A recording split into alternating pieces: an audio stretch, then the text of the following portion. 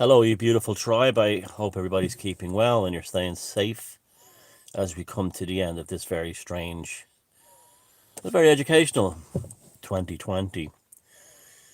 Today, I want to talk about us as the tribe rather than humanity as a whole. And by the tribe, I don't mean like people who watch this video. I mean those of us who see through the bullshit of this world, moving forward as a people, as a tribe, as a species. Oh, into the parallel society, which, as if you haven't figured out now, we have no choice at this point. It's not a case of if, it's a case of how best to do it. Now, looking back at 2020 now, in the context of a marriage that ended, or a long-term relationship that ended, or something that had a profound sense of loss has happened, and the ruminations of what went wrong, could things have been different, could changes have been made to save things, have now passed, and we're in a situation of where do we go from here? What's the route forward? Now, James Colbert and the Colbert Report, had a brilliant video basically about how the world is in lockdown because of a scientist's daughter's high school science project. That's how absurd this Pax Absurdia that we're living in is now. And in the video, James is very angry.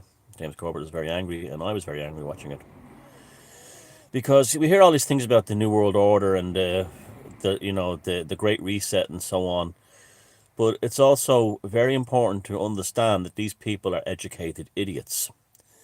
Like Professor Luke O'Neill here in Ireland, he's an educated idiot.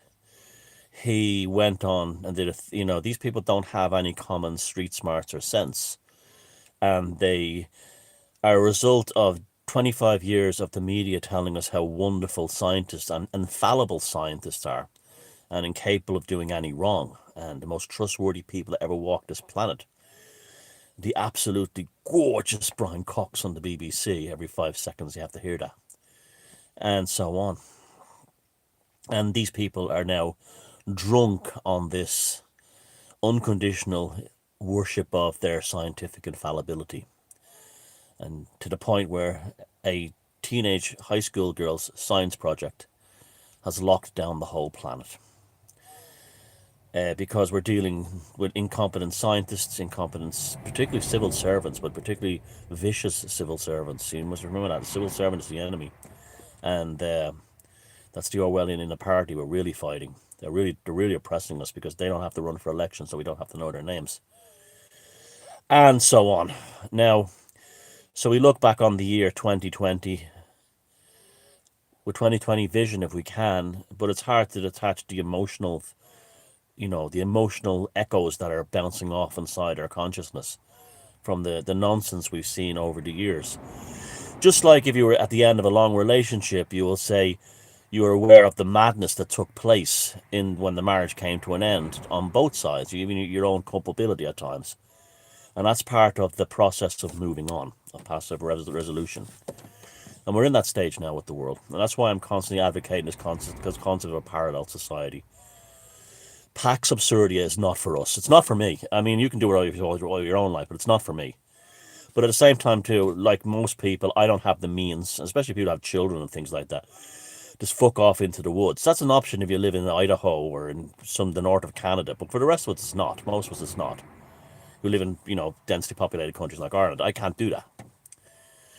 So I have to develop a new way of living inside this, with the eventual aim of enough of us doing this that we will they'll have their great reset for people and no one will be listening, that kind of a thing, and so on. Now, the primary issue in all this is our relationship with our fellow man and the people that live around us. And this is probably the most painful and difficult one because it often involves people you're friends with or people you're in a family with. And I'm fully aware that this sounds like a cult kind of thing, but I'm not saying break off contact with these people or anything like that. It's nothing like that. You know, the whole at the temple of Adelphi in in ancient Greece, it said know thyself on the way in. Well, you got to know thyself, but also know thyself's relationship with others in order to survive. Now, I watched the movie War of the Worlds last night with Tom Hanks. Very good film. And if you watch that film, it talks about two things. It deals with Tom Cruise's cook-like mentality to not be a strong man for his family, and his shadow is represented by Timothy Robbins in the basement of an abandoned house, and that becomes his kind of like his subconscious self that he has to destroy in order to be a man, to survive. So it's got that very good kind of psychological undercurrent. And you know I like to read movies on different levels. On top of that, if that film teaches you one thing, you hear Christian Lawrence going on about Mrs. Carmody in The Mist, and he's right. She used the operating software of born again Christianity to keep the majority people inside that supermarket. But guess what? Even though she was a born again Christian nut, she saved their lives, because at the end of that movie, when the guy who had escaped was murdering his family and friend, well, suiciding his family and friends in a murder suicide or manslaughter suicide. He didn't kill himself though. Spoiler alert. The ones that the mist had been traveling, clearing from the north to down, and they'd been driving towards Boston. And so while he was, the irony of him killing his own kids in the car to save them from the mist, Mrs. Carmody, the biblical nut, had already freed everyone inside the supermarket because they were safe. She used the operating software of born again Christianity, but she was still right. And that's the nature of this world. Sometimes you have to make a deal with the devil, because the devil is the good option. Now, in the movie The Mist and in the movie War of the Worlds of Tom Hanks, so a very good parable was displayed, and it was the nature of crowds. Within The Mist, because they were in a supermarket with all the food and water they needed, it was safer. The safer option was to stay there.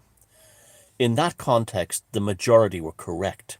The safest option was if you're gonna die, you might as well hold out and see how long as you can live. And you can what better place to stay alive than a supermarket full of groceries and supplies.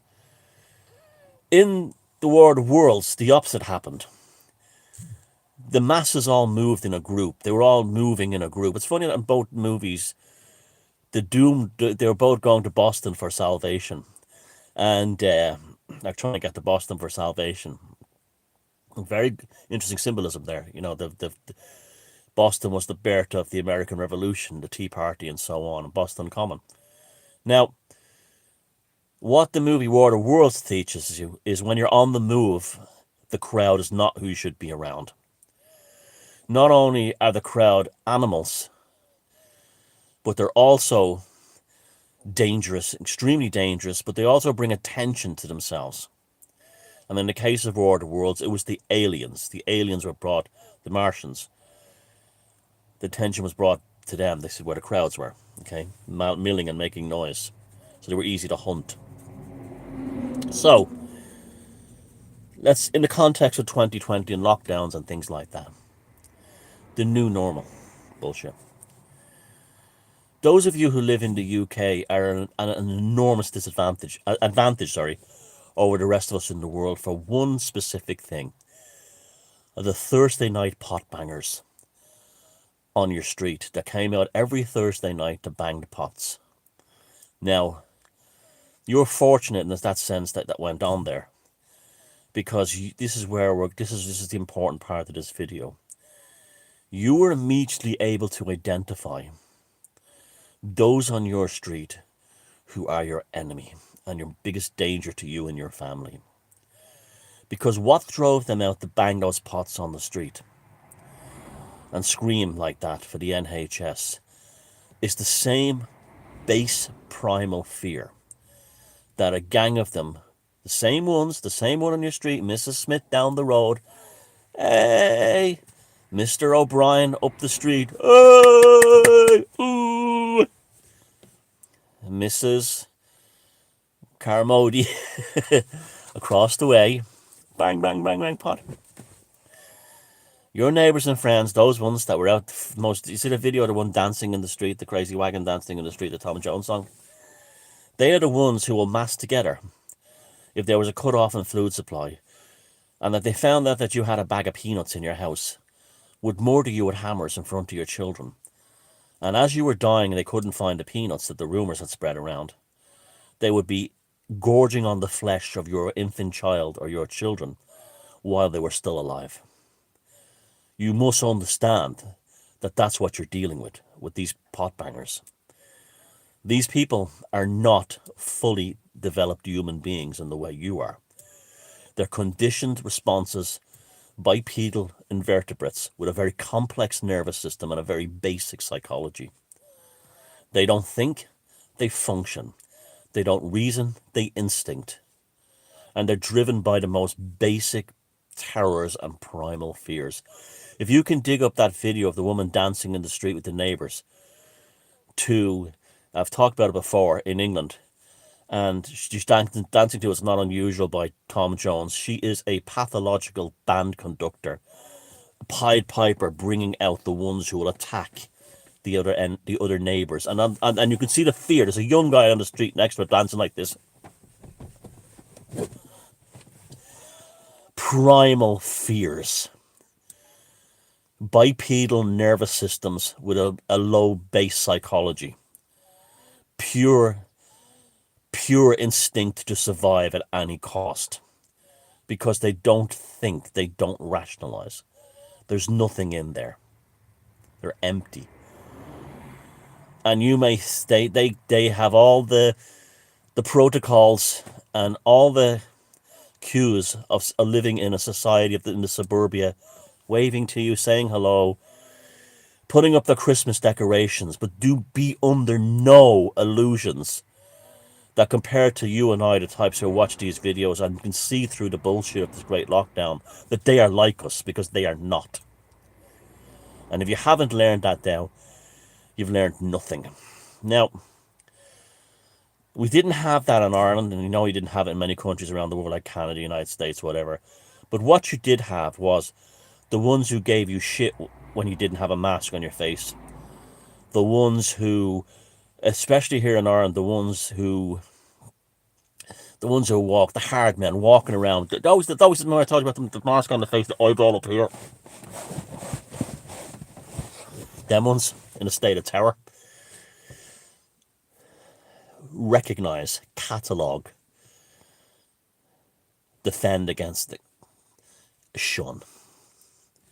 The same with the ones who went, you know, there's really no need for this lockdown because they've herd immunity, here's the facts. And you present them clear, lots of plain, clear facts, and all you get is,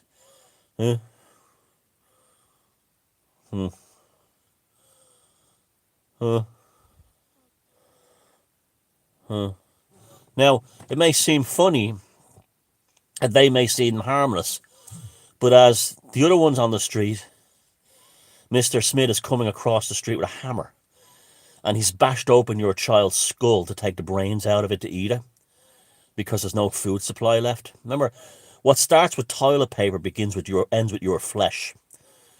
And while the others when you're standing around and going, the same ones you said to them, Jesus Christ, somebody please help me. They're eating my children in front of me. You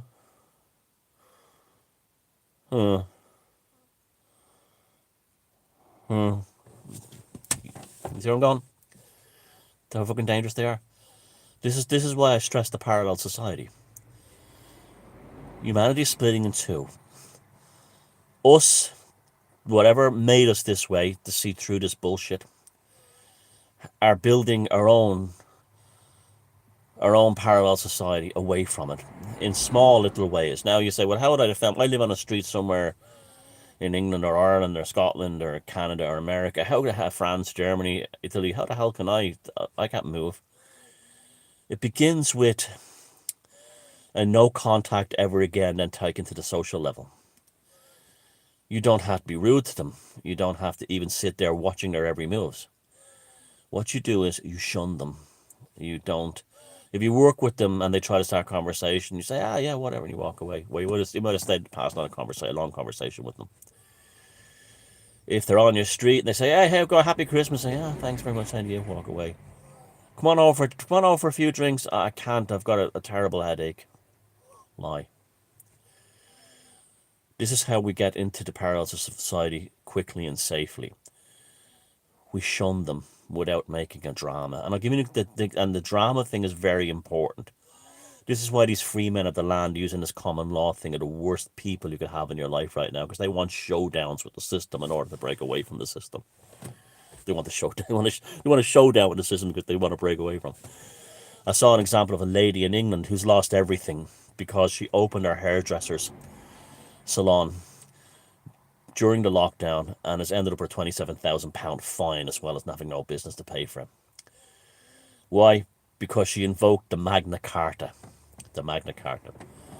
And she says she could watch see, this is the whole thing. If some free man of the land got her hands on her and filled her full of this bullshit. Magna Carta was written for Norman nobles to oppress the average English person. You average English person, Dikey Kermody from, Borough and Furness, who thinks he's a free man of the land. That wasn't written for you. It was written for Lord what's his name up the road. And poor woman has lost everything now. Lost everything. She would have been much better moving into the parallel society. And how would she have moved into the parallel society? Called up her clients and says, I pulled the shutters down and I've moved all the hairdressing equipment into the back of the salon. I'll do your hair, but tell nobody. Tell nobody. And that's how she would have been in a parallel society. She would have continued to do her client's hair, but out of sight, out of mind. You cannot use the system to fight the system. So we're getting the greatest education ever, as I've been saying all year long around, about your neighborhood and your people around you, and it'll be sadly in your own friends and your family, the same thing. But this is life. Do you want to be destroyed by them, or do you want to flourish in the future? Now, the Qantas guy saying about the vaccines, immediately that was like, there's a lot of truth that they could be propaganda balloons being set off by the likes of, like, James Corbett again. Balloons set off on the Corbett report. Could be. But often it's just some asshole CEO of a failing company looking to get some, trying to distract from their own incompetence. But it was heartening to see an Irish radio station with the top professor in Ireland, Professor Luke O'Neill, getting absolutely savaged in the comments section. Now, it takes some normies time to wake up, but they don't never wake up. What they become is it's not like they get wise to things, they get fed up. So you can see them getting fed up and getting wise as two different things. So this is the thing, this is the thing you have to recognize and identify. I'm having friends who are saying, well, what's the point, Thomas? I've just given up.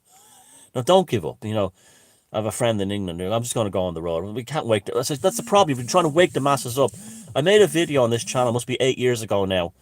It was a film of a talk I did called How to Wake Up Safely. That applies now more than ever. Don't try to wake up people. Don't bring attention to yourself, okay, in this regard. I have done something absolutely remarkable. I'm fairly well known around the world, yet my neighbours have no clue who I am or what I do. Why? Because I don't go around going... I've been at events over the years, talks and conferences, where some fucker who had 2,000 subscribers on his YouTube channel, that he made a video about the Illuminati or something, and I'd walk up to him cordially at the conference and I'd go, hello, Steve, whatever his name was, nice to meet you, or on this, and he'd be looking down at me, who would be like far more well known and famous like this. Who are you?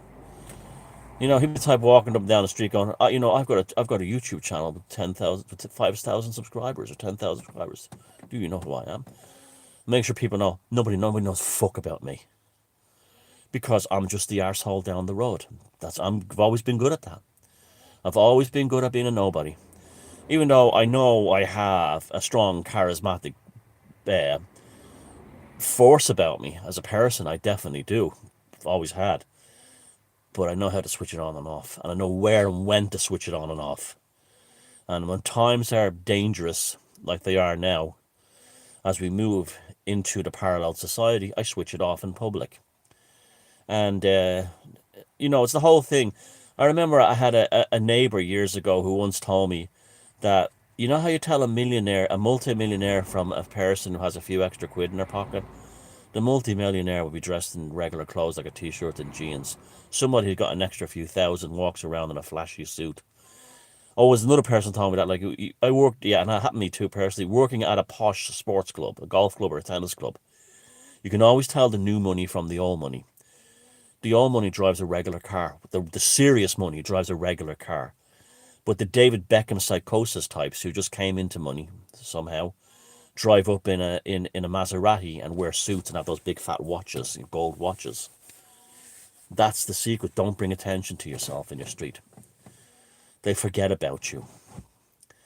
And slowly make contingencies to protect yourself if anything ever happens. Now, there's people, you could have safe houses with friends who live in the countryside or something to go to. Chances are this won't happen, but I'm just saying, if they behave like they do over toilet paper, how will they behave when there's no food? You let that sink in. It's funny when it's toilet paper, but the more you think about it, the less funny it gets. What if that shortage of toilet paper was replaced by a shortage of canned food?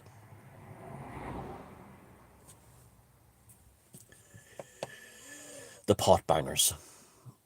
Recognize, remember, shun, and have nothing to do with them ever again. Move forward and flourish. Take care. Love yous all. Bye.